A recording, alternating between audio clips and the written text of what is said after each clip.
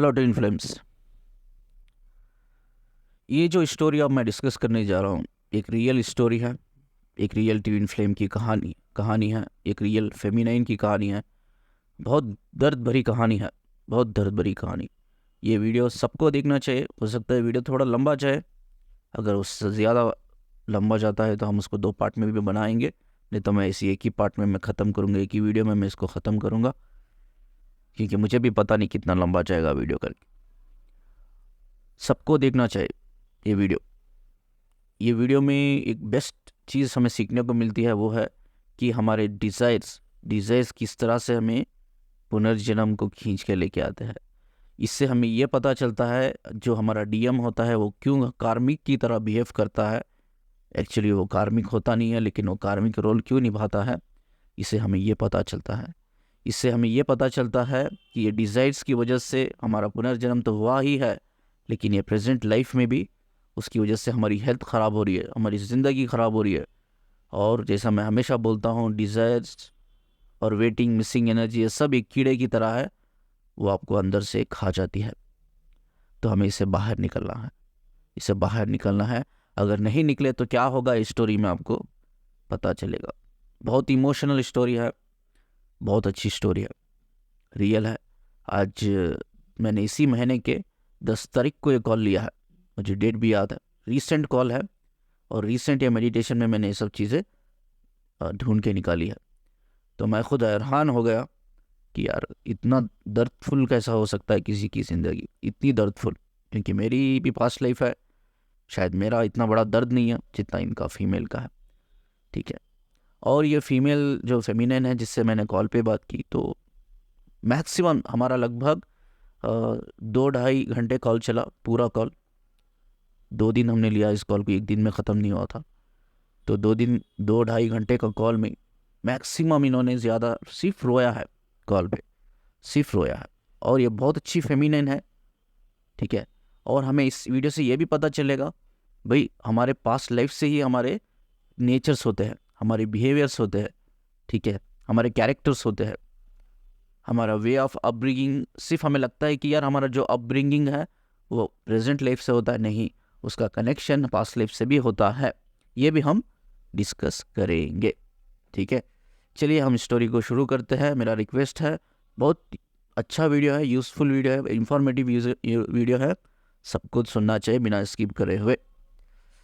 चलिए आगे बढ़ते हैं स्टोरी के सबूत। ये 10 तारीख की बात है। अक्टूबर 10 तारीख 2023 ये डेट की बात है। लगभग मैं इवनिंग टाइम पे ये कॉल मैंने लिया था इनका। तो ये lady she is from India. ठीक है। इनका थोड़ा मैं आपको बता दूं, ये शादीशुदा है और इनके 2 बच्चे हैं। बच्चे भी बहुत बड़े बच्चे, बड़े एज के बच्चे हैं। ठीक है। और ये फेमिनाइन इज़ वेरी गुड, बहुत अच्छा है इनका। एक अच्छी फैमिली में ये पैदा हुई है। इस प्रेजेंट लाइफ के बारे में बता रहा हूँ। और बहुत अच्छी फैमिली में अच्छे संस्कार भी इनको मिले हैं। बहुत अच्छे संस्कार मिले, अच्छी फैमिली में पैदा हुई है। और अब तक उनको इसके बारे में ना कोई आइडिया ही नहीं था ये जर्नी में वो है या नहीं है करके। जैसा ही इनका डीएम इनके लाइफ में आया या दिखा, जैसा ही तब इनको रियलाइज़ हो गया कि भाई अभी वक्त आ गया है, वक्त आ गया है। बहुत से लोग पूछते हैं, सर हमारी शादी से पहले हमारे डीएम क्यों नहीं मिलता, शादी के बाद हमारे बच्चे भी बड़े हो जाते तो मिलता है कभी कभी। अब इनके केस में वैसा ही हुआ। शादी हो गई, बच्चे भी इनके ऑलमोस्ट बड़े हो गए। ठीक है। इनका बड़ा बच्चा जो है 16 ईयर्स का है अभी, बड़ा बच्चा है। ठीक है। तो इनकी एक बच्ची भी है जो 8-10 साल की है। इतने बड़े बच्चे हैं तो क्यों इतना अब मिलता है हमारा डीएम। ठीक है। तो मैंने हमेशा एक चीज़ आपको बोली है, यूनिवर्स आपको तभी ट्रिगर करता है तब उस एनर्जी को समझ पाओ, तब आपका कॉन्शियस लेवल एक इसमें पोजीशन में रहता है कि आप उस एनर्जी को महसूस करो, समझो और रेजोनेट करो चीज़ों को। ठीक है। तभी यूनिवर्स आपको एक नया सब्जेक्ट लेके आता है, आपकी लाइफ में एक बड़ा ट्रांसफॉर्मेशन लेके आता है। तो अभी ये लेडी की एनर्जी प्रिपेयर हो गई है। किस लिए? जो भी साइन आ रहा है एंजल से हो या यूनिवर्स से, उसको रेजोनेट करने के लिए ये लेडी की एनर्जी प्रिपेयर हो गई है। जो भी ट्रांसफॉर्मेशन आ रहे हैं लाइफ में आएगा, उसे लड़ने के लिए, उसे लर्न करने के लिए, उससे लर्न करके अपने डिज़ायर्स को हील करने के लिए। डिज़ायर्स को सेटिस्फाई नहीं करना है, हमेशा याद रखो, सिर्फ हील करना है। सेटिस्फाई करोगे डिज़ायर को, और एक डिज़ायर खड़ा हो जाएगा, आप फिर से फंस जाओगे। एक 2वां डिज़ायर आप सेटिस्फाई करोगे, 3वां डिज़ायर खड़ा हो जाएगा, फिर से फंस जाओगे। डिज़ायर को हील करो, निकाल के फेंको, आगे बढ़ो, यही है हीलिंग। ठीक है, तो जैसा मैंने बताया, इनको कॉल आया। अब कॉल हम स्टोरी शेयर करते हैं आगे कि क्या बातें हुई। अभी बहुत दिल दहलाने वाली स्टोरी है। तो जैसा इनकी फैमिली के बारे में बताया, तो मेरा काउंसलिंग जो मेथड है, इज़ वेरी पीसफुल मेथड। मैं हमेशा आगे वाले को बात करने के लिए देता हूँ, और मेरा जो कॉल मैं आंसर देता हूँ सिर्फ आधे घंटे का ही होता है, लेकिन मैं बात करने वाले को आगे सामने उनको हमेशा मोटिवेट करता हूँ, आप खुल के शेयर करो चीज़ें जो भी है, मुझ छुपाना मुझसे करके। इन्होंने भी मुझे 1.5 से 2 ओवर इनकी स्टोरी सुनाई, और सिर्फ मेरा आंसर जो था वो आधे घंटे का ही था जो इनसे मैंने बात की। तो मैं इन सब चीज़ों से बातें करते करते एक कनेक्शन में जाकर और डीप चीज़ों को मैंने फाइंड आउट किया कि आखिर इतना पेन क्यों है इनको। मैं कह रहा हूँ ना, ये पूरे कॉल में रोई है, ये फीमेल पूरे कॉल में रोई है, और ऐसा गिड़ गिड़ा के रोई है। ठीक है, मुझे भी बुरा लगता है, बहुत बुरा लगता है जब मैं ऐसे काउंसलिंग लेता हूँ। तो इनकी कहानी ये है कि बड़ी सिंपल मिडिल क्लास फैमिली से है, हस्बैंड है, 2 बच्चे हैं, वाइफ है। तो ये इनको जिम करने की आदत है, इनको अपने आप को फिट रखने की आदत है, नेचर है इनका। तो ये पार्क करने जाती थी, पार्क में वॉक करने जाती थी, तो वहाँ एक लड़के को देखा इन्होंने। लड़का मतलब लगभग 15 साल का छोटा है इनसे। इनकी एज लगभग अराउंड 40-45 है, मैं एग्जैक्ट एज नहीं बताऊंगा, मैं ये कहूँगा अराउंड 40-45। और वही लड़की की एज कम होगी, लाइक 25 to 30, इस स्टेज में होगी। यानी कि लगभग 15-16 साल का जो लड़का है, छोटा है। तो इनका नेचर ऐसा है भाई, जब से ये अच्छी परिवार से है, अच्छे संस्कार इनको मिले हैं, जब से इन बचपन से ही इनको ये बताया गया है भाई, आपका जो हस्बैंड होता है वही आपका देवता होता है, पति होता है, भगवान होता है वो। ठीक है, और इसके अलावा आपको किसी और उससे कोई रिश्ता रखना है ना, उनको नज़र से, अपनी नज़रों से उनको देखना है। तो इनकी सोशल कंडीशनिंग ऐसी भी है, ये कि ये बोलते हैं ना, टिपिकल फैमिली को हो या उनसे बहुत एक टिपिकल फैमिली में हुई है, ऐसा कहो तो भाई संस्कारी फैमिली में हुआ है। भाई ये बताया गया है कि भाई आपका हस्बैंड ही आपका पति है, मतलब आपका पति ही आपका भगवान है, ईश्वर है, सब है, उसको ही, उसके ही है आप करके। ठीक है, तो आई थिंक बहुत से लोगों को पता है, अभी भी राजस्थान में पहले बहुत होता था, अभी थोड़ा कम हुआ है। राजस्थान में बच्चों की शादी कराई जाती है, चाइल्ड मैरिज, बच्चों की शादी कराई जाती है। आप सोचो, एक छोटी बच्ची की एक लड़के से, एक बच्चे से शादी हो रही है, शादी होके वो घर तो चल जाता है, और वो लड़की जब वो मैच्योर होती है, एक स्टेज में आती है, तब वो लेके जाते हैं लड़की को अपने घर, ससुराल जाती है, यानी कि वो अपने पति के घर जाती है। तो तब जो समय होता है जब बच्ची की शादी हो जाती है, वो छोटी बच्ची की शादी हो जाती है, तो बच्ची को यही बोला जाता है, भाई तेरी शादी हो गई, तेरा पति ऑलरेडी है, वही है, सब कुछ वही है तेरा, तो इसके अलावा तुझे किसी के बारे में सोच नहीं सकती, तो किसी से मोहब्बत या प्यार नहीं कर सकती, प्रेम नहीं कर सकती, या इसके अलावा वो बच्चे के, यानी कि उसके पति के अलावा तो किसी को देख नहीं सकती। तो इनको भी ऐसा ही एक कंडीशनिंग में डाला गया था कि भाई आपकी शादी होगी एक दिन, वहीं जो बंदा होगा हस्बैंड, वहीं सब कुछ होगा आपके लिए। तो उसी तरह की इनकी कंडीशनिंग हुई। तो इन्होंने मुझसे कहा, सर मेरी कंडीशनिंग इसी तरह से हुई है, और उन्होंने ये कहा कि मैंने कभी भी, चाहे मेरे शादी से पहले हो या शादी के बाद हो, मेरे इतने साल हो गए, मेरे बच्चे बड़े हो गए, मैंने कभी भी पराये मर्द, अपने पति को छोड़ के पराये मर्द को कभी मैंने दोस्ती की है, ना उनसे कभी बात किया है, कभी ना उनसे आई कांटेक्ट रखा है, फ्रेंडशिप तक भी मैंने उनसे कभी पराये मर्द से मैंने नहीं किया है।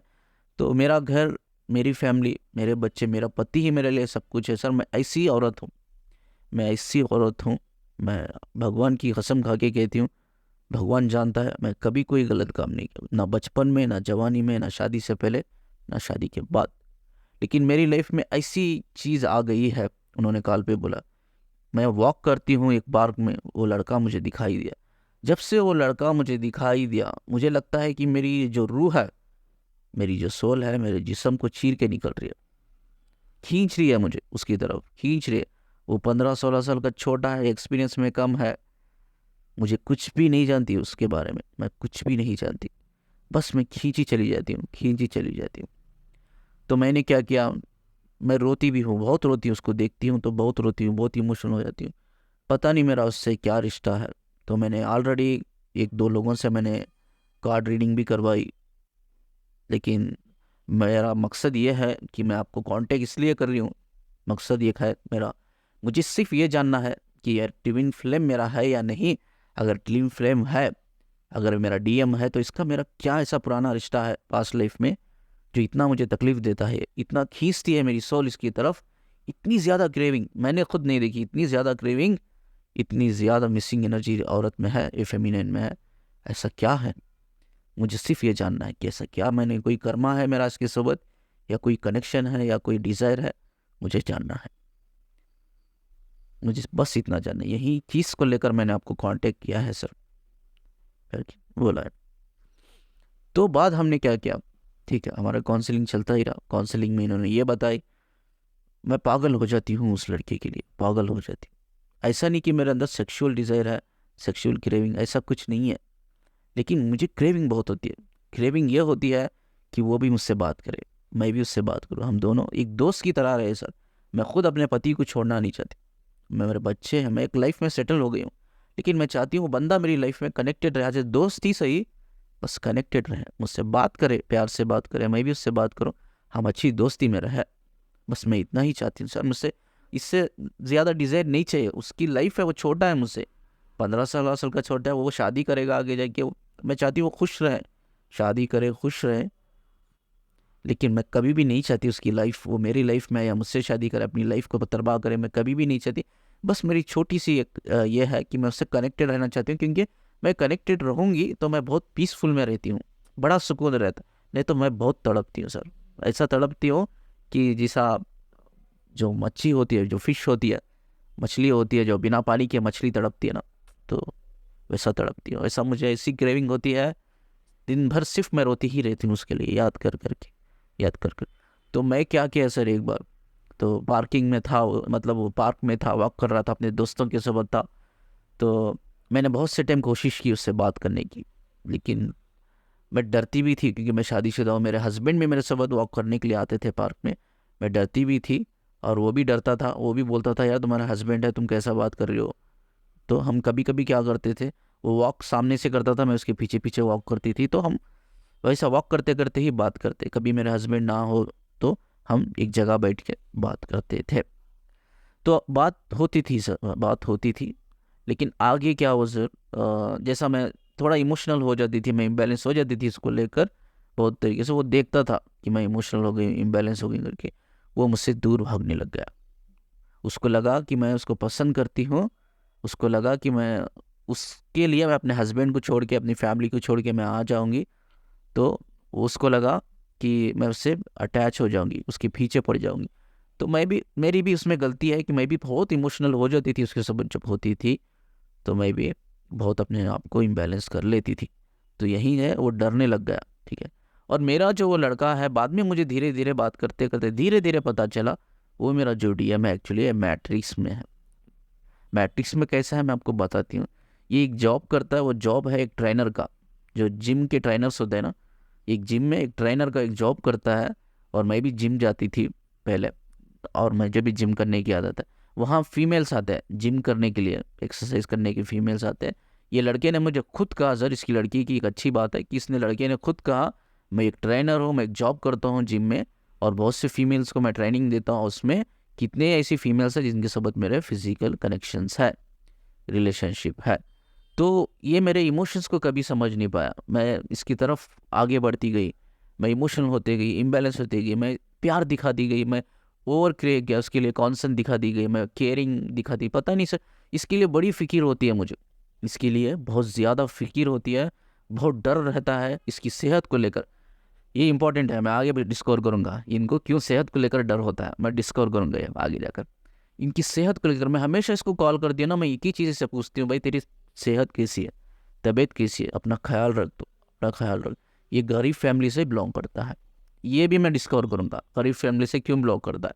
ये मुझे बोलता है कि ये मैं गरीब फैमिली से मैं बिलोंग करता हूँ, मैं गरीब हूँ, मुझे पैसे कमाना है, और इसकी वजह से ये जॉब करता है, कई तरह ये जॉब करता है, तो इसकी सेहत को लेकर मुझे पता नहीं क्यों फिक्र होती है। ये अच्छा है, इसकी सेहत अच्छी है, मुझसे यंग है ये लड़का, लेकिन फिर भी पता नहीं सर मेरे अंदर ना एक ही चीज़ का डिज़ायर होता है, मैं इसको पूछूं कि इसकी सेहत कैसी है, इसकी हेल्थ कैसी है, इसकी हेल्थ कैसी है। मैं बार बार वही पूछती रहती हूँ, मैं बार बार फ़ोन करती रहती हूँ, मैं बार बार फ़ोन करती हूँ, मेरी गलती है, मैं मानती हूँ, मैं रोक नहीं पाती सर। फ़ोन उठाती हूँ तो बस उसका नंबर या दिमाग में रहता है कि कॉल करो, बात करो। तो जब कॉल करती हूँ तो मेरा पहला क्वेश्चन ये होता है, भाई अपना ख्याल रखो, अपना ख्याल रखो, सेहत का ख्याल रखो।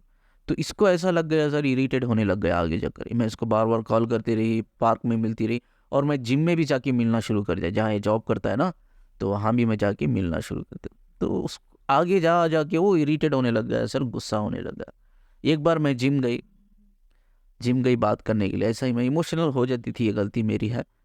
लेकिन जब मैं जिम गई, पता नहीं सर, उसने मुझे सभी के सामने, बहुत से वहाँ लेडीज़ थे, बहुत से लोग थे, सभी के सामने मुझे गालियाँ दे दिया उसने, गालियाँ दे दिया, गालियाँ दे दिया, मुझे बहुत गंदी तरीके से ट्रीट किया, बहुत गंदी तरीके से बात किया, सभी के सामने, सभी लोग देख रहे थे, और मुझे बहुत शर्मिंदा होकर मुझे ऐसा लगा कि मैं क्यों जा रही हूँ उस लड़के के पीछे, इतनी इज्जत नहीं करता मेरी वो, इतनी बेइज्जती करता है, इतनी मुझे गालियाँ देता है, इतना बुरा भला मुझे बोलता है, मैं फिर भी क्यों जा रही हूँ उसके पास। मेरे पति ने मुझे आज तक ऐसी गंदी ज़ुबान से बात नहीं की। अगर कोई भी मुझे ऐसी गंदी ज़ुबान से बात करे तो मैं इसकी ज़ुबान खींच लूँ, मेरे अंदर इतनी ताकत है, मैं ऐसी लेडी हूँ। लेकिन जब ये मुझे गालियाँ देता है, गंदी गंदी लफ्ज़ बोलता है, लेकिन मैं फिर भी मैं उसके पास जाती रहती हूँ सर, मैं उसको माफ़ कर देती हूँ। थोड़ी देर के लिए मुझे एम्बुलेंस हो जाती है, रोती हूँ, बहुत रोती हूँ, लेकिन मैं फिर भी उसके पास फिर भी जाती हूँ, बेइज्जत होती रहती हूँ उसके पास, जाती रहती हूँ, बेइज्जत होती रहती हूँ, जाती रहती हूँ। मैं खुद पूछती हूँ अपने आप को, ऐसा क्या है, क्यों मैं बेइज्जत होती हूँ सबके सामने। एक बार पार्क में भी मैंने ऐसा उसको बात करने की कोशिश की, तो सभी उसके दोस्तों के सामने मुझे गालियाँ दे दी उठा के। उसने ये बोल दिया ये मेरे पीछे पड़ी हुई है। अब तो पार्क में मैं वॉक करने जाती हूँ तो सब मुझे घूर घूर के देखते हैं, सभी को पता चल गया कि मैं ये लड़के के पीछे पागल हूँ, इसके पीछे पड़ी हूँ, इसके साथ मैं फिजिकल होना चाहती हूँ। तो ये मेरा डीएम भी मुझे एक दिन ऐसा बोल दिया कि मैं जानता हूँ तू मेरे साथ फिजिकल होना चाहती है, मैं जानता हूँ तू, तेरी एज हो गई है, हो सकता है तू अपने हस्बैंड से सेटिस्फाई नहीं है, तो ऐसी औरतें बहुत मेरे पास आती हैं, मेरे साथ कनेक्शन है उन औरतों के साथ, मैं उनके साथ फिजिकल भी होता हूँ, वो भी मेरे साथ होती है, तो मुझे जानती हूँ, इसीलिए तू भी उन औरतों में से एक औरत है, मेरे साथ फिजिकल होना चाहती है, इसीलिए तू मेरे पीछे पड़ी हुई। सभी के सामने ऐसा बोल दिया, मुझे बेइज्जत करता है, मुझे गालियाँ सभी के सामने देता है, सब हंसते हैं सर, सब के सामने मेरी इज्जत निकल जाती है, सबके सामने मेरी इज्जत निकल जाती है, सबके सामने मैं बेइज्जत होती हूँ। मैं हर दिन जब भी इसके पास में जाती हूँ, सिर्फ वापस रोते रोते हुए ही वापस लौट के आती हूँ। फिर भी मैं जाती हूँ सर, मैं इतना दर्द, इतना पेन और इतनी क्रेविंग उसके लिए, इतनी वेटिंग एनर्जी इसके लिए होती है, लेकिन मैं फिर भी जाती, इतनी गालियाँ सुनने के बाद, इतनी बेइज्जती वो करता है मेरी, फिर भी जाती हूँ। लेकिन मैं दिल से आपको कहती हूँ, मैं भगवान की कसम खा के कहती हूँ, मुझे कोई उसके साथ फिजिकल रिलेशनशिप नहीं बनाना है। मैं खुश हूँ अपने हस्बैंड के साथ, मुझे कोई फिजिकल डिज़ायर नहीं है, मुझे कोई फिजिकल सेटिस्फेक्शन उससे नहीं चाहिए। ना मैं उन औरतों में से हूँ जो ये औरतों को फॉलो करता है, या वो औरत इसको फॉलो करती है, मैं उन औरतों में नहीं हूँ सर। मैं सिर्फ इसके लिए इसलिए जाती हूँ, मेरी क्रेविंग होती है, और मुझे पता नहीं क्यों होती है। मैं इससे खुद पूछना चाहती हूँ, मैं बताना चाहती हूँ कि यार हमारा कुछ है, मुझे बहुत तकलीफ होती है तुम्हें देखकर, तुम्हारी सेहत को लेकर बहुत मैं कॉन्सर्न रहती हूँ। तो हमेशा मुझे बोलता है कि चलो फिजिकल होते हैं, मुझे पता है तुम्हें यही चाहिए ना, इसीलिए तो तुम मेरे पीछे पड़ी हो, चलो चलते हैं फिजिकल होते, कहीं बाहर चलते हैं, फिजिकल होते हैं। मैं आज तक नहीं गई सर, वो मुझे 100 टाइम बुलाता रहा, मैं मना करती रही, क्योंकि मुझे कोई फिजिकल इससे नीड नहीं चाहिए, मुझे कोई फिजिकल होती है क्रेविंग होती है, प्यार वाली, अनकंडीशनल लव वाली, इसको एक केयरिंग वाली होती है मुझे, कि इसकी तबीयत अच्छी है या नहीं, पता नहीं ये दुख में है, ये क्या कर रहा है लाइफ में, ये बहुत चिंता होती है मुझे। लेकिन मुझे ऐसी कोई क्रेविंग इसके लिए नहीं है जो इसकी सोबत में जाऊँ, इसकी सोबत मैं फिजिकल हूँ ये। लेकिन ये मुझे सिर्फ बोलता है, तो एक ही चीज़ बोलता है, चलो चलो चलते हैं फिजिकल होते हैं, चलो बाहर चलते हैं करके। लेकिन मैंने मना करता हूँ, मैं मना करती हूँ, तो गुस्सा कर लेता है, गुस्सा करके दूर भाग जाता है, ब्लॉक कर देता है। और मैं अलग अलग नंबरों से कॉल करती हूँ सर, पार्क में दूसरी लेडीज़ होती है, उनका फ़ोन नंबर लेके भी कॉल करती हूँ, तो कॉल जैसा ही मेरी आवाज़ सुनता है, नाम सुनता है, गालियाँ स्टार्ट कर देता है। गंदी गंदी गालियाँ देता है सर, गंदी गंदी गालियाँ देता है। मैं न्यू नंबर सिम लिया, नए सिम लिया, न्यू नंबर मैंने एक्टिवेट करके भी उससे कॉल किया तो गालियाँ देता है सर, गालियाँ देता है, बहुत गालियाँ देता है। तो इतना बेइज्जत हो गई हूँ मैं इसकी नज़रों में, इतना मैं गिरी हुई हो गई हूँ, एक पता नहीं किस नज़र से भी मुझे देखता है। सारे पार्क में, सब जिम में, सब मुझे हंसते हैं, सब मुझे यही सोचते हैं कि मैं पागल हूँ, मैं उसके पीछे पड़ी हूँ, मैं उसके साथ फिजिकल होना चाहती हूँ करके। तो मैं इतने दुख में हूँ, इतने, मैं हर वक्त घर पे भी रहती हूँ, मैं एक हाउस वाइफ हूँ, मैं घर पे भी रहती हूँ, रोती रहती हूँ सर, इसके अलावा कुछ काम ही नहीं है। ना मैं अपनी पर्सनल लाइफ में अच्छा कर रही हूँ, ना मैं अपने बच्चों के ऊपर, हस्बैंड के ऊपर ध्यान दे रही हूँ, ना अपने बच्चों को मैं वो प्यार दे रही हूँ जो एक माँ को देना चाहिए। मैं टूट गई हूँ, मैं बिखर गई हूँ पूरी तरह से। तो क्या ये मेरा रिश्ता है? तो अब मैंने इनको डिस्क्लोज किया कि क्या रिश्ता है। देखिए ये डिज़ायर, अब ये बहुत गौर से सुनना है आपको, ये पास्ट लाइफ का है इनका। मैंने मेडिटेशन में ये सब ढूंढ के निकाला है, बारीक बारीक सी चीज़ों से मैंने पकड़ा है। और मैं आपको बता दूं, ये कॉल भी मैंने रिकॉर्ड किया है, मेरे इस पे है, मोबाइल पे है। तो मैंने बोला ये कॉल मैंने रिकॉर्ड परमिशन लेके रिकॉर्ड किया है, परमिशन लिया है, मैं रिकॉर्ड कर लिया है, मैं ये डालूंगा। उन्होंने बोला वॉइस मत डालिए आप, मेरी वॉइस सुनेंगे तो प्रॉब्लम होगी मुझे, आप मेरी स्टोरी शेयर कर देना। इसीलिए मैं कॉल, ये रिकॉर्डिंग कॉल नहीं डाल पाया। अगर उन्होंने अलो किया होता मुझे, ये कॉल रिकॉर्डिंग में डालता अपने यूट्यूब चैनल पे। कितना रोया है उन्होंने इसमें, और मैंने कैसा इसको पास्ट लाइफ की गुत्थी को सुलझाया मैंने, ठीक है। अब मैं मेडिटेशन में तब था, तो मैंने ये इमेज देखी थी, इमेज ये देखी थी कि इनका जो हस्बैंड है, पास्ट लाइफ का जो हस्बैंड है, बीमार है, और ये बैठ के रो रही है, वो मर रहा है, रो रही है, बस इतना ही मैंने देखा।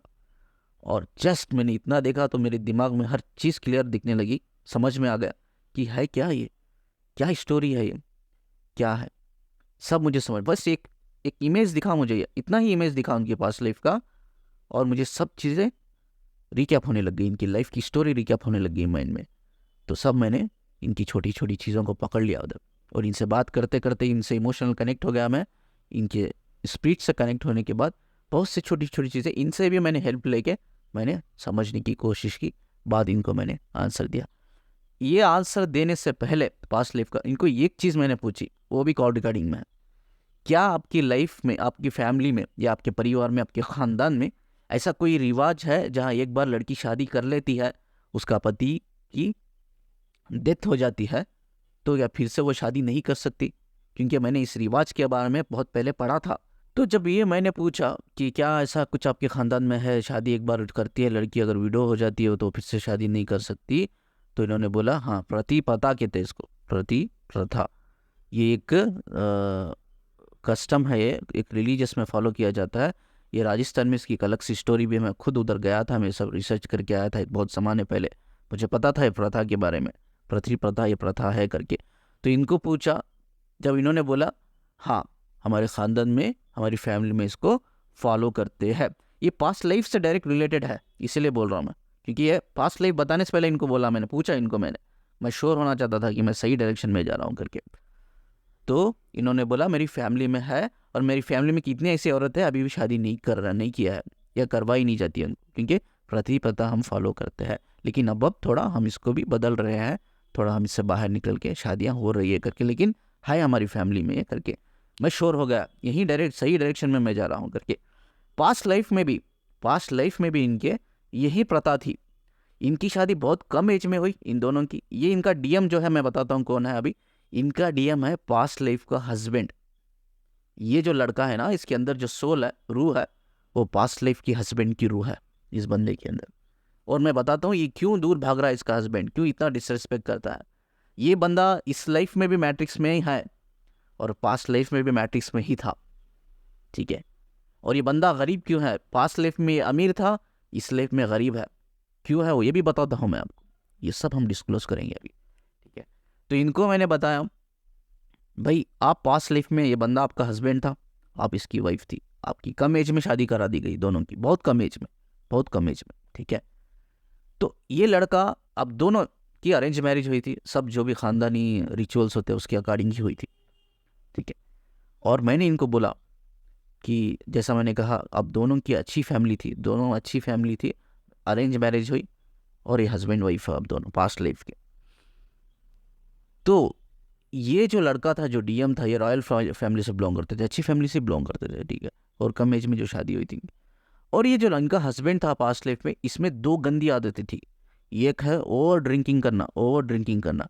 दूसरा है लड़कियों का डांस देखना। पहले के ज़माने में आप समझते होंगे या कभी जाना होगा, कभी समझा होगा, कभी इसके बारे में स्टडी की होगी कि पहले कोठे हुआ करते थे, कोठा कहते थे हम लोग, जहाँ लड़कियाँ डांस परफॉर्म करती थी मेल्स के लिए। पहले से ही हमारे इंडिया में मेल डोमिनेटेड सोसाइटी है यार, पहले से, अभी भी थोड़ा है। हाँ, हम थोड़ा ग्रो कर रहे हैं, वेस्टर्न कल्चर को अपनी लाइफ में ला रहे हैं, हम बहुत सी चीज़ें बदल रहे हैं, लेकिन पहले सिर्फ मेल डोमिनेटेड सोसाइटी ही थी, मेल्स का ही चलता था, फीमेल का नहीं चलता था। तो उस टाइम पे ये लड़कियों की डांस देखने जाता था, लड़कियों के साथ रिलेशनशिप रखता था। डायरेक्ट कनेक्शन है अभी, जैसा इसने बोला कि मेरे जिम में बहुत से फीमेल्स एक्सरसाइज के लिए आते हैं और उनके साथ मेरे फिजिकल कनेक्शन है, वो भी मेरे साथ रखती है, मैं भी उनकी साथ रखता हूँ। डायरेक्ट कनेक्शन है ये पास्ट लाइफ का, क्योंकि पास्ट लाइफ में भी खोटा जाता था, जहाँ लड़कियाँ डांस करती थी, उनके साथ रिश्ते बनाता था, ठीक है। अभी भी ये ड्रिंक करता है, ड्रिंक कम करता है क्योंकि इसके पास पैसे थोड़े कम होते हैं, लेकिन पहले के पास्ट लाइफ में इसके पास पैसे होते थे, ये रॉयल फैमिली से बिलोंग करता था, वो लड़कियों के ऊपर, फालतू लड़कियों के ऊपर पैसे भी ये बर्बाद करता था, और शराब भी है बहुत ज़्यादा पीता था। डायरेक्ट मैट्रिक्स देखिए, मैंने बोला ना वीडियो के सामने पहले ही, क्या बोला, हमारी जो नेचर्स, हमारी जो कैरेक्टर्स होते हैं, वो हमारी पास्ट लाइफ से भी रिलेटेड होते हैं, कनेक्टेड रहते हैं। वही पास्ट लाइफ के दो कैरेक्टर्स के कनेक्टेड है, एक है ड्रिंकिंग करना, इस जन्म में ड्रिंकिंग ज़्यादा नहीं करता, पैसा नहीं है इसके पास, और दूसरा है वो जो जिम की औरतें होती है, लड़कियां होती हैं, उनके साथ फिजिकल कनेक्शन बनाना। दोनों डायरेक्ट कनेक्शन है इसका। अब ये लेडी का भी एक कनेक्शन है, डायरेक्ट कनेक्शन, ठीक है। अब मैं बताता हूँ, मैंने, ये बहुत इमोशनल है फीमेल, तो मैंने पूछा इतना इमोशनल क्यों है, आपको कहाँ इतना, आप इतना पेनफुल, आप इतना पेन कहाँ आपको ज़्यादा होता है। तो इन्होंने मुझे खुद एक हिंट दे दिया, इन्होंने बोला मुझे पेन तब ज़्यादा होता है तब कोई मर रहा हो या कोई मर गया हो। मेरी सोसाइटी में जहाँ रहती हूँ, सोसाइटी में अगर कोई डेथ हो रही हो या डेथ हो जाता है तो मैं सब में ज़्यादा रोती हूँ, चाहे उनके परिवार वाले उतना नहीं रोते होंगे, उतना मैं रोती हूँ। तो इन्होंने मुझे खुद हिंट दिया ये, और मैं और क्लियर हो गया। इसीलिए मैं आपको बोलता हूँ, जब भी आप काउंसलिंग लेते हो तो खुल के बात कीजिए, खुल के शेयर कीजिए चीज़ों को, कि मैं समझ पाऊँ, कि यार मैं उन सब चीज़ों को और डेप्थ में जा पाऊँ लेकर करके। तो जैसा हमने पास्ट लाइफ की स्टोरी हमने बात की इसकी, तो ये बहुत पिया करता था, ये फालतू लड़कियों के पास भी जाया करता था, पैसे बहुत बर्बाद किया करता था। और इनका नेचर, जैसा मैंने कहा ना, इस लाइफ में जो नेचर है, इनकी फैमिली में जो सोशल कंडीशनिंग हुई है, भाई तुम्हारा पति ही तुम्हारा देवता है, भगवान है, उसके अलावा और कुछ किसी को देखना नहीं है, किसी से रिश्ता नहीं बनाना है, किसी से दोस्ती नहीं करना है करके। तो ये सोशल कंडीशनिंग कहने के लिए तो प्रेजेंट लाइफ की है, कहीं ना कहीं ये सोशल कंडीशनिंग की पास्ट लाइफ में भी एग्जैक्टली वैसी ही हुई थी जैसी अब हुई है। इसीलिए इनका नेचर, इनका बिहेवियर, इनका जो भी कैरेक्टर है, वो कंप्लीट पास्ट लाइफ से रिलेटेड है। जैसा इन्होंने बोला, सर मैं ऐसी औरत हूँ कि ना शादी से पहले ना शादी के बाद मैं किसी से भी रिलेशनशिप में नहीं थी, ना किसी को नज़र तक उठा के देखी किसी पराये मर्द को, ना कभी दोस्ती से बात की है करके इन्होंने बोला। तो ये सब पास्ट लाइफ से रिलेटेड है, इनका पास्ट लाइफ में भी ऐसी ही थी, अभी भी ऐसी है। पास्ट लाइफ में भी इमोशनल थी, अभी भी इमोशनल है। पास्ट लाइफ में क्यों इमोशनल थी वो मैं आपको बताता हूँ। जब ये शादी हुई इसको, ये अपने दिल से प्यार करती थी अपने पति को। पास्ट लाइफ में जो इसका डीएम है अभी, वो लड़का जो है डीएम है, उसके डीएम, वो लड़के के अंदर इनके पति की सोल है। तो दिल से मोहब्बत करती थी, क्योंकि वो पति उनके लिए भगवान था। चाहे वो कितना भी बुरा हो, चाहे वो कितनी औरतों के साथ अफेयर में था, रिलेशनशिप में था, ओवर ड्रिंकिंग करता था, लेकिन वो पति इनका देवता था। फिर भी ये भगवान मानती थी, मेरा पति मेरा भगवान है। इसीलिए वो किसी और बारे में, किसी और इंसान के बारे में ना सोचते हुए, अपनी सारी ज़िंदगी, अपनी सारे इमोशंस, अपनी सारी फीलिंग्स, सब, अपनी सारी एनर्जी, अपना सारा वक्त, अपनी सारी मोहब्बत, वाइब्रेशन, मोहब्बत मतलब वाइब्रेशंस उस इंसान के पीछे लगा दी। लेकिन वो इंसान इसको उधर भी गालियाँ देते रहा, वो बोलता रहा तू मेरी लाइफ में इंटरफियर मत कर, ये मेरा पैसा है, मेरी लाइफ है, मैं एंजॉय करना है, मेरे लिए एंजॉयमेंट है लड़कियाँ, मेरे लिए एंजॉयमेंट है शराब, मैं ये दो ही करूँगा, तू रोक नहीं सकती। तो कौन होती है रोकने वाली? Dominated society, male society. मेरे घर में भी ऐसा ही है, मैं भी ऐसा ही हूँ, या तू मुझे मत रोक। लेकिन इसको एक डीप फियर बैठ गया, ये फेमिनिन को है पास्ट लाइफ में एक डीप फियर बैठ गया, मेरा पति, मेरा हस्बैंड मेरा देवता है, मेरा भगवान है, कहीं मुझे छोड़ के ना चल जाए, कहीं मर ना जाए। मरने से पहले ही इनको पता चल गया कि ये एक दिन मर जाएगा करके। और एक हिंट भी दिया इन्होंने, और एक हिंट भी मुझे दिया। इन्होंने ये बोला, सर मेरे जो डैड की डेथ हुई या डेथ होने वाली थी, जब मैं एक दिन मुझे मतलब पहले ही मुझे पता चल गया था। ऐसा मेरे साथ होता है, कोई इंसान अगर मरने वाला है या उसका टाइम नज़दीक आ गया तो मैं इसकी फ़ोटो देखती हूँ या मैं उसको देखती हूँ, तो मेरे अंदर ना एक इंट्यूशन आ जाता है कि ये बंदा जल्दी मर जाएगा, इसका टाइम आ गया है, वक्त आ गया। मेरे डैड को लेकर भी, मेरे पिताजी, अब इनके पिताजी इस दुनिया में नहीं है, तो मेरे पिताजी को भी लेकर मुझे हमेशा यही लगता था मेरे पिताजी नहीं रहेंगे करके। तो ये पास्ट लाइफ का डायरेक्ट कनेक्शन है। पास्ट लाइफ में भी इसको एक डर था, मेरा हस्बैंड ओवर ड्रिंकिंग करता मर जाएगा, वो डर हमेशा था। इसीलिए वो हमेशा बोलती थी अब मत जाइए लड़कियों के पास, अब मत शराब पीजिए आप। वो हमेशा उसको गालियां ही देता था, तू मत बोल बीच में, ये मेरी लाइफ है, जो मेरे दिल में आएगा मैं करूँगा। यही चीज़, वही पास्ट की लाइफ चीज़ रिपीट हो रही है प्रेजेंट में भी। अभी भी वही गालियां देता है वो, जब ये कांटेक्ट करती है, मिलती है, तो एग्जैक्ट मैचिंग हो रहा है। इस तरह से पकड़ता है पास्ट लाइफ को, इस तरह से कैच करना पड़ता है, ठीक है। तो वही चीज़ रिपीट हो रही है। ये हो रही क्यों है हमें समझना है। इनकी औरत के दिल में पहले पास्ट लाइफ में भी डर था कि ये मर जाएगा, मर जाएगा। ये जब भी किसी से बहुत डेप्थ में प्यार करती है, बहुत इनको इंट्यूशंस आने लगते हैं उनके लाइफ के बारे में, कब मरेंगे, कब जिएंगे, उनकी सोबत अच्छा होगा, बुरा होगा, उनकी हेल्थ कैसी रहेगी। तो इन फेमिनिन को पास्ट लाइफ में भी यही एक्चुअली था कि मेरा हस्बैंड एक दिन मर जाएगा, लेकिन वो सच हुआ। उनकी इंट्यूशन जो आते थे, मर जाएगा मेरा पति, मेरा भगवान मर जाएगा। उनका भगवान उनकी आंखों के सामने बीमार हो के शराब पी पी के मर गया। ये बहुत बड़ा ट्रॉमा बन गया, बहुत बड़ा ट्रॉमा। तो उसके बाद इस ट्रॉमा से वो बाहर नहीं निकल पाई, ये मिसिंग वेटिंग एनर्जी से बाहर नहीं निकल पाई, ये मोहब्बत से वो बाहर निकल नहीं पाई।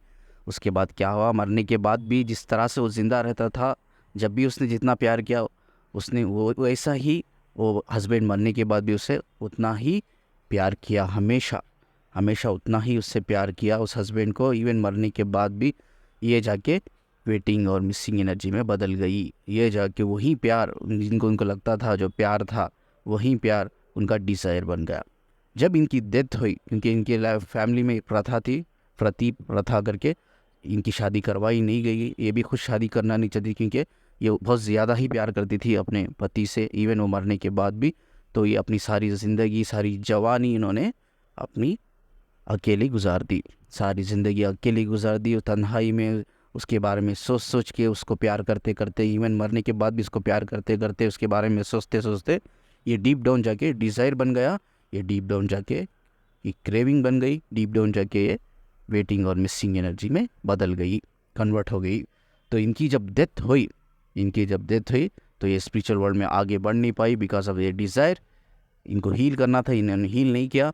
तो ये डिज़ायर की वजह से, ये क्रेविंग की वजह से, ये वेटिंग मिसिंग एनर्जी की वजह से वापस री इनकारनेशन लेना पड़ा। याद करो, मैंने एक वीडियो में बोला था, अगर इस डिज़ायर को, इस क्रेविंग को, ये मिसिंग वेटिंग एनर्जी को अगर आप इस दुनिया में, इसी प्रेजेंट लाइफ में अगर हील नहीं करोगे, तो आपका पुनर्जन्म पक्का है। अगर फिर से आप पुनर्जन्म लोगे, तो फिर से आपकी सोल, आपके सोल कॉन्ट्रैक्ट में कार्मी की चुनेगी। ट्विन फ्लेम कभी नहीं मिलेगा। ट्विन फ्लेम्स इस दुनिया में डिज़ायर को सेटिस्फाई करने के लिए नहीं आते। ट्विन फ्लेम आते हैं तो डिज़ायर्स को हील करने के लिए, वेटिंग मिसिंग एनर्जी से बाहर निकलने के लिए, क्रेविंग से बाहर निकलने के लिए आते हैं। अगर फिर से आप पुनर्जन्म लोगे, तो फिर से आपका सोल कॉन्ट्रैक्ट में आप उसकी सोल कार्मी की चूज़ करेगी। ट्विन फ्लेम की सबूत नहीं रहोगे, क्योंकि आपकी सोल खुद चाहती है आप इस डिज़ायर से बाहर निकलो। क्योंकि आपकी सोल एक स्पिरिचुअल वर्ल्ड, एक्चुअली जो हमारा एक्चुअली घर है, जहाँ एक्चुअली हम बिलोंग करते हैं, ये दुनिया में हम मेहमान हैं। ये दुनिया हमारे लिए नहीं है, ये 4 दिन की दुनिया है, ठीक है, हम मेहमान हैं। लेकिन हमारी दुनिया वही है जहाँ एक्चुअली हम बिलोंग करते हैं, जो हमारा सोर्स है। हम उस दुनिया में जाना चाहते हैं, उस दुनिया में आगे बढ़ना चाहते हैं। इस डिज़ायर की वजह से हम आगे नहीं बढ़ नहीं पाते, हम स्ट्रक हो जाते हैं। स्ट्रक होने की वजह से हमें इस डिज़ायर को हील करने के लिए इस दुनिया में वापस री इनकारनेशन लेना पड़ता है। इसीलिए हम कार्मिक को चूज़ करते हैं। हम इसीलिए हमारी लाइफ, हमारी जर्नी इतनी कॉम्प्लिकेटेड होती है। अगर मैं सच बोलूँ, ये खुद हम कॉम्प्लिकेटेड करते हैं, बिकॉज ऑफ हमें इसकी नॉलेज नहीं होती, इसकी अवेयरनेस नहीं होती कि करना क्या है करके, ठीक है। तो यही एक रीज़न है हम स्ट्रक हो जाते हैं कार्मिक में। और ट्विन फ्लेम का रिलेशनशिप इतनी कॉम्प्लिकेटेड इतनी पेनफुल होती है। आई होप कि आपने समझ लिया होगी ट्विन फ्लेम जर्नी का गहराई में क्या है, इसका मकसद क्या है करके। इसीलिए इनका जो बंदा है, जो डीएम है, इसीलिए इनको गालियां देता है। पहले भी गालियां देता था, इसलिए आज भी गालियां देता है। ये इसलिए गालियां देता है इंटरनली, अगर देखा जाए इंटरनली माइंड और बॉडी को मैं हटा दूँ, एक सोल लेवल पे अगर मैं देखा जाए दोनों को, ये डीएम एक्चुअली इनको गालियां देके बहुत बढ़िया काम कर रहा है, अच्छा काम कर रहा है। क्यों? क्योंकि ये कहीं ना कहीं उसकी सोल खुद ये करवा रही है, डीएम की सोल खुद करवा रही है। ये खुद डीएम की सोल बोल रही है डीएफ को, भाई हील करो। आप कहाँ फंस गए हो? आप किस डिज़ायर में फंस गए हो? किस वेटिंग एनर्जी, मिसिंग एनर्जी में फंस गए हो? हम दोनों को आगे बढ़ना है, स्पिरिचुअल वर्ल्ड में आगे बढ़ना है। आपकी वजह से मैं भी स्ट्रक हूँ और आप भी स्ट्रक है, ये मिसिंग वेटिंग एनर्जी की वजह से, क्रेविंग की वजह से। तो इसीलिए वो इस औरत को इस गालियों के थ्रू, बेइज्जत करके थ्रू, ये उसको अपने ऊपर फोकस करने के लिए इनडायरेक्टली फोर्स कर रहा है, इनडायरेक्टली इंसिस्ट कर रहा है, मोटिवेट कर रहा है या हेल्प कर रहा है कि भाई मुझे छोड़ दो, मेरी लाइफ अलग है। अब वो बंदे की शादी भी होगी है, डीएम की, इनकी, ठीक है, मेरी लाइफ अलग है, अब मेरे बच्चे भी होंगे, मेरी शादी भी होगी, तुम ग्रो करो, निकलो इसकी चीज़ों से बाहर। इसीलिए बार बार जाती है ये औरत, वो बेइज्जत करता है, गालियाँ देती है, रो रो के आती है। इनको मैंने यही गाइडेंस दी कि आपका दोनों का यूनियन इस जन्म में है ही नहीं, आप दोनों एक दूसरे के डिज़ायर को हील करने के लिए आए हो। और लास्ट वीडियो में मैंने एक चीज़ और भी बताई थी। तो ये बहुत से लोग मुझे पूछते हैं कि हमारा डीएम क्यों हमसे बात नहीं करता, हमारा डीएम क्यों इस तरह से बिहेव करता है। और बहुत सी रियलिटी ये है ट्विन फ्लेम जर्नी में। ये भी मैं एक चीज़ आपको बता दूं, जो ट्विन फ्लेम जर्नी में है ना, जो आपकी डीएम होते हैं ना, वो भी कार्मिक की तरह बिहेव करते हैं। वो कार्मिक नहीं होते, लेकिन कार्मिक की तरह बिहेव करते हैं। आपको इधर भी कंफ्यूज नहीं हो जाना चाहिए। बहुत से लोग कंफ्यूज हो जाते हैं, यार कभी लगता है ये मेरा डीएम है, कभी लगता है ये मेरा कार्मिक है। तो है कौन? डीएम ही हो सकता है, लेकिन वो कार्मिक की तरह बिहेव करता है। वो आपको इनडायरेक्टली इंसिस्ट कर रहा है, फोर्स कर रहा है, हेल्प कर रहा है, आपको बोल रहा है आप ये वेटिंग मिसिंग एनर्जी से हील करो, डिज़ायर से हील करो, हमें उस दुनिया में आगे बढ़ना है, क्योंकि हम स्ट्रक हो गए हैं, आपकी वजह से स्ट्रक हो गए। मैं हमेशा एक चीज़ पिछले वीडियो में भी कहा था कि मैस्कुलिन हमेशा बैलेंस रहते हैं, वो हील रहते हैं, उनमें उतनी डिज़ायर्स नहीं होते। और बहुत कम ये सिचुएशन होता है मैस्कुलिन में हाई डिज़ायर होते हैं, हाई क्रेविंग होती है, हाई वेटिंग मिसिंग एनर्जी होती है। और ज़्यादातर ये फेमिनिन में ही होता है, इसीलिए फेमिनिन को ही काम करना पड़ता है। तो उससे फेमिनिन बोलती है यूनिवर्स बहुत हमारे साथ गंदा खेल खेलता है, हमारी डीएम को कुछ नहीं करता, हमें ही तकलीफ देता रहता है। वो बिंदास है, वो लड़की के साथ रिलेशनशिप बनाया है, वो मैरिज किया है, बच्चे पैदा कर रहा है, ही इज़ वेरी हैप्पी, वो खुश है। लेकिन हम तड़प रहे ना, हम मर रहे। यूनिवर्स क्यों हमारे साथ ये भेदभाव करता है? क्यों ऊपर वाला हमारे साथ भेदभाव करता है? ये ऊपर वाले की कोई खेल नहीं है, यूनिवर्स का खेल नहीं है। ये एक आपको साइन है कि आप फंसे हुए हो। वो बंदा निकल गया है ऑलरेडी, वो डिज़ायर से बाहर निकल गया है, वेटिंग मिसिंग एनर्जी से, क्रेविंग से बाहर निकल गया है, नॉर्मल हो गया है। और वो मरने के बाद भी उसकी सोल स्ट्रक नहीं होगी, वो आगे बढ़ेगा। आप फंस गए हो, यूनिवर्स बोल रहा है आपको निकलना है, इसीलिए आपको काम करना है, इसीलिए आपको प्रॉब्लम ज़्यादा हो रही है, उसको प्रॉब्लम नहीं हो रही है।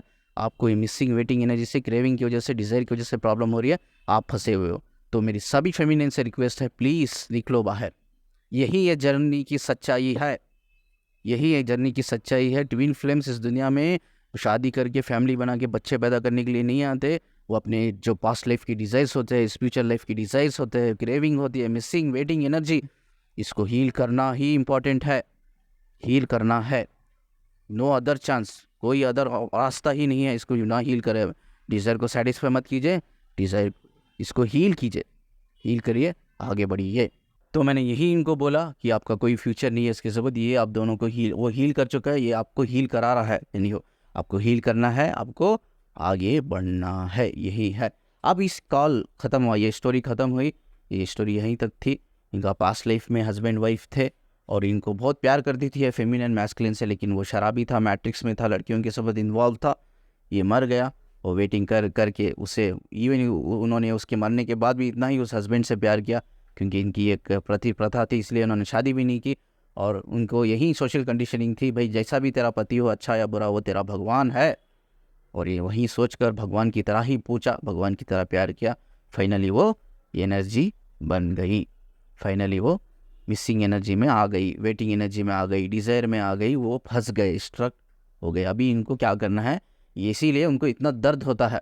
ये पास्ट लाइफ का वेटिंग जो वेट किया है ना इन्होंने, जो मरने के बाद जो उसको याद करके रोया है, मरने के बाद भी इसको प्यार किया है ना अनकंडीशनली, इसी की वजह से आज इनको इतनी हैवी होती है एनर्जी, इतनी हैवी फील होती है, इतनी इमोशनल होती है। और जैसा इन्होंने बोला, मेरे सोसाइटी में अगर कोई मरता है, मरने वाला है, या मेरे डैड भी मरने वाले थे, मुझे एक इंट्यूशन आया था, तो मैं बहुत रोई थी। तो ये इसलिए रोई थी, मैंने जैसा कहा वीडियो के पहले ही, हमारे कैरेक्टर, हमारा नेचर, हमारे बिहेवियर पास्ट लाइफ से डायरेक्ट कनेक्ट रहते हैं। और ये डायरेक्ट कनेक्शन की वजह से, क्योंकि पास्ट लाइफ में भी इन्होंने अपने पति को अपनी आंखों के सामने मरते हुए देख देख कर, डेली देखते थे, शराब होके खंगता था, बीमार होता था, मरता था, तो देख देख के रो रो के इनमें इतनी इमोशंस इनके अंदर डेवलप हो गए। आज भी वही इमोशंस इनको जब इंट्यूशन आता है, जब ये किसी से गहरा प्यार करते हैं, उनके बारे में कोई इंट्यूशन आता है मरने वाला है, तो ये रो पड़ती है। Same direct connection, direct connection. जैसा मैंने कहा कि यार ये इस दुनिया में इनका डीएम शराब उतना नहीं पीता, उतना पहले पीता था पास्ट लाइफ में। क्यों? क्योंकि इस बार ये गरीब है, उस बार वो अमीर था, इस बार इसीलिए यूनिवर्स ने इसको गरीब रखा है। आज भी अगर यूनिवर्स हेल्प करे, गॉड हेल्प करे, गॉड या यूनिवर्स को हो, या गॉड को हो, भगवान को हो, या अल्लाह को हो, अगर हेल्प करे, आगे बढ़ जाए, पैसे में आगे बढ़ जाए, कमाए, तो फिर से गंदी आदतों में ही जाएगा, फिर से अलग अलग लड़कियों से रिश्ते बनाएगा, फिर से ये शराब पीना शुरू कर देगा। यूनिवर्स को पता है इसकी कमज़ोरी, इसकी वीकनेस, इसको भी हील करना है, ये बंदे को भी ये चीज़ों से हील करना है, इसका भी एक जॉब है, इसको भी हील करना है। इनको मैंने बोला है कॉल पे, जब भी आपका बंदा थोड़ा समझने की सिचुएशन में रहेगा, सुनने की सिचुएशन में रहेगा, तो ये चीज़ उसको हील करवाइए। अब बोलिए, अगर इसके पास आज भी पैसा है तो आज भी अय्याशी करेगा, यूनिवर्स जानबूझ के इसको पैसे से रोक रखा है। तो ये भी कंप्लीटली रिलेटेड है। इस दुनिया में हम अमीर है, गरीब है, इसके पीछे भी राज है, इसके पीछे भी हमारे पास्ट लाइफ से रिलेटेड एक राज है। उसी की वजह से हमें पैसा की तंगी रहती है, या फाइनेंशियली हम ब्लॉकेज रहते हैं। ये सब हमारी पास्ट लाइफ से, स्पिरिचुअल लाइफ से इंटरकनेक्टेड होते हैं, चाहे हमारे बिहेवियर हो, कैरेक्टर हो, या हमारे वो एटीट्यूड हो, ठीक है, जहाँ हमारा नेचर हो, कुछ भी हो, ये सब पास्ट लाइफ से रिलेटेड रहते हैं। तो इनको अब बस इनको हील करना है और आगे बढ़ना है। एक काल से हमने ये भी सीखा भाई, नेचर ये सब चीज़ें होती है पास्ट लाइफ से भी रिलेटेड होती है, हमारे इमोशन भी पास्ट लाइफ से रिलेटेड होती है। ये डायरेक्ट कनेक्शन होता है हमारी पास्ट लाइफ का, डायरेक्ट कनेक्शन। तो जैसा उनको देख कर उनको जैसी एनर्जी होती थी, वो लड़के को जैसा फीलिंग होती थी, इनके अंदर ये सच बोल रही थी, इनके अंदर कोई फिजिकल क्रेविंग नहीं है अपने डीएम के लिए, बस इनके लिए, उस डीएम के लिए ये एक फिक्र है। इसने उन्होंने कॉल पे बोला मुझे, मैं हमेशा फ़ोन करती हूँ उसे, तो यही बोलती हूँ कि तेरी सेहत कैसी है। क्यों बोलती थी? क्योंकि जब भी ये बीमार होता था, इनको यही फिक्र रहती थी, ये शराब पीता है, इसकी वजह से बीमार हो रहा है, इसकी सेहत ख़राब है। सेहत को लेकर भी पास्ट लाइफ में कॉन्सर्न थी। वही नेचर, वही बिहेवियर, वही इमोशंस फॉरवर्ड हुए, कैरी फॉरवर्ड इस लाइफ में आया है। इसीलिए बार बार जब वो कॉल करती है, तो ये किस चीज़ के लिए कॉल करती है? वो है इसकी सेहत को पूछने के लिए। आई होप कि थोड़ा कॉल लंबा गया, इट्स वेरी नॉलेजेबल। मुझसे आगे भी फ्यूचर में बने रहिए, चैनल को सब्सक्राइब कीजिए, वीडियो को शेयर कीजिए, और ऐसे कहीं रियल बेस्ड स्टोरीज में आपके सामने लाता रहूँगा। मैं चीज़ों को धीरे धीरे धीरे करके एक्सप्लोर करता रहूँगा। जितने भी लोग आज कंफ्यूजन में है इस जर्नी को लेकर, मेरा उन सबसे वादा है, इन सारे कंफ्यूजन से मैं उनको निकालूंगा। ठीक है, शुक्रिया जी मेरे साथ कनेक्ट रहने के लिए, मुझे सुनने के लिए। दुआ करता हूँ सभी अपना ख्याल रखें, सभी अपनी मिसिंग वेटिंग एनर्जी से बाहर निकले और अपने डिज़ायर को हील करें, अपनी डिज़ायर्स के ऊपर काम करके उसको बाहर निकाले, जैसे कि आप और हम सोल मोक्ष में जाए, और जो हमारा घर है, जो हमारा एक्चुअली घर है, हम उसमें जाके उधर बस जाए, और हम उधर से ग्रो करें, उधर से हमारी जर्नी जो है हम कंटिन्यू करें। आशा करते हैं हम सब सुखी रहे, खुश रहे, हमारे मकसद को समझे और मकसद में कामयाब होकर हम आगे बढ़े। शुक्रिया जी।